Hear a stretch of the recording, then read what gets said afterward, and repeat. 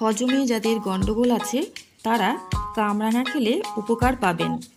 এছাড়া ডায়াবেটিসকেও নিয়ন্ত্রণ করে থাকে কামরাঙা। এটি উচ্চ রক্তচাপকে নিয়ন্ত্রণ করে এবং শরীরে কোলেস্টেরলের মাত্রাকেও নিয়ন্ত্রণে রাখে। ত্বকের বিভিন্ন প্রকার সমস্যার থেকে সমাধান পাওয়া যাবে কামরাঙা খেলে।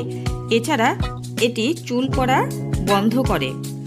বন্ধুরা, শরীরের রোগ প্রতিরোধ ক্ষমতা বৃদ্ধি করে থাকে কামরাঙা।